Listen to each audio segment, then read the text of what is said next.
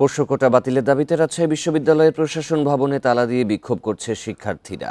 সকাল 10টার দিকে প্রশাসনিক ভবনে তালা দেয়া হয়।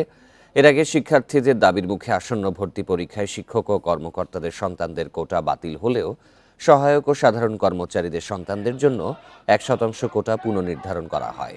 প্রশাসনের এই সিদ্ধান্তে ক্ষুব্ধ শিক্ষার্থীরা বলছেন, বৈষম্যমুক্ত দেশে কোনো কোটা থাকা চলবে না। সিদ্ধান্ত বাতিল করা না হলে আন্দোলন চালিয়ে যাওয়ার হুঁশিয়ারি তাদের। এ বিষয়ে বিস্তারিত জানাতে রাজশাহী থেকে যোগ দিচ্ছেন সহকর্মী মুস্তাফিজুর রহমান। মুস্তাফিজ, শিক্ষার্থীদের সঙ্গে বিশ্ববিদ্যালয়ে প্রশাসনের কোনো আলাপ আলোচনা চলছে কিনা, সর্বশেষ কি অবস্থা দেখছেন?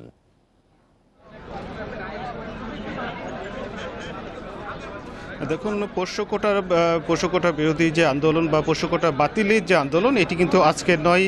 যদি বলা হয়ে থাকে তাহলে কিন্তু 5 আগস্টের পরবর্তী যে আন্দোলন হয়েছিল এবং এটি কিন্তু পোষ্য কোটা এর মধ্যে অন্তর্ভুক্ত ছিল, অর্থাৎ বৈষম্য মুক্ত দেশে কোনো বৈষম্য থাকবে না, এই ধরনের কথা কিন্তু শিক্ষার্থীরা বলে এসেছিল। এবং আগস্টের পরবর্তীতেও কিন্তু রাজশাহী বিশ্ববিদ্যালয়ের শিক্ষার্থীরা তারা কোটার বিরুদ্ধে অনশনেও গেছিল। সেই সময় কিন্তু 4% কোটা বরাদ্দ ছিল এবং বিশ্ববিদ্যালয়ের কর্তৃপক্ষের আশ্বাসের ভিত্তিতে 4% থেকে সেটি 1% নিয়ে আসা হয়েছে। এবং গতকালকে বিশ্ববিদ্যালয় প্রশাসনের একটি সিদ্ধান্তে এখানে শিক্ষক কর্মচারীদের এখানে কোনো শিক্ষক বা কর্মকর্তা যারা রয়েছেন তাদের যে পোষ্য কোটা সেটি বাতিল করা হয়েছিল, কিন্তু তৃতীয় এবং চতুর্থ শ্রেণী কর্মচারী যারা রয়েছেন তাদের এই জন্য পোষ্য কোটাটি বহাল রাখা হয়েছে, এটি প্রশাসনের পক্ষ থেকে বলা হয়েছে। কিন্তু এখানে যারা আন্দোলনরত শিক্ষার্থীরা রয়েছেন বা সাধারণ শিক্ষার্থীরা রয়েছেন তারা বলছেন যে এখানে 1% কোটা থাকবে না, এখানে শুধুমাত্র যারা মেধার ভিত্তিতে এখানে ভর্তি হতে পারবেন তারাই যেন এখানে জায়গা পেয়ে থাকেন। এখানে কোনো বৈষম্যর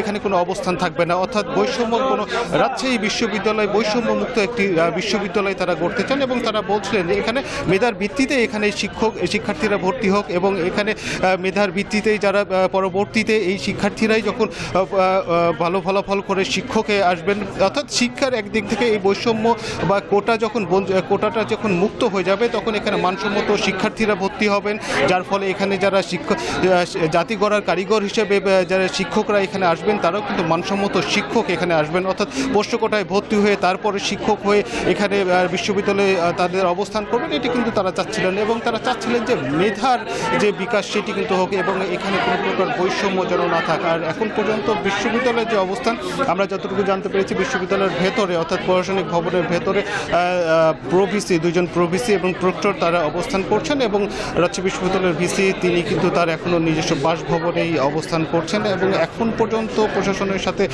শিক্ষার্থীদের সঙ্গে কোনো যোগাযোগ হয়নি বা প্রশাসনের পক্ষ থেকেও কিন্তু দেখিনি যে শিক্ষার্থীদের সঙ্গে তারা কোনো আলাপ আলোচনা করেছেন বা তাদের কোনো বার্তা এসে পৌঁছেছে। তবে শিক্ষার্থী যারা রয়েছেন তারা কিন্তু তাদের দাবিতে অনড় এবং তারা বলছিলেন যে তাদের এই দাবিটি এর আগে যখন তারা অনশনে বসেছিলেন শিক্ষার্থীরা, তখন শিক্ষকরা তাদের আশ্বস্ত করেছিল যে তাদের যে যৌক্তিক দাবিগুলো রয়েছে সেগুলো তারা পর্যায়ক্রমে মেনে নেবেন এবং সেটি আলাপ আলোচনার মাধ্যমে একটি যৌক্তিক সমাধানের দিকে তারা যাবেন। কিন্তু সেই আশ্বাসের ভিত্তিতেই শিক্ষার্থীরা অনশন থেকে উঠে আসে এবং এরপরেই কিন্তু পর্যায়ক্রমে শিক্ষার্থী এবং শিক্ষকদের মধ্যে আলাপ আলোচনা হতে থাকে এবং শেষ পর্যন্ত যখন গতকালকে বিশ্ববিদ্যালয়ের সিন্ডিকেট সভায় পোষ্য কোটা বাতিলের দাবিতে রাজশাহী বিশ্ববিদ্যালয়ের শিক্ষার্থীদের বিক্ষোভের বিষয়ে জানাচ্ছিলেন সহকর্মী।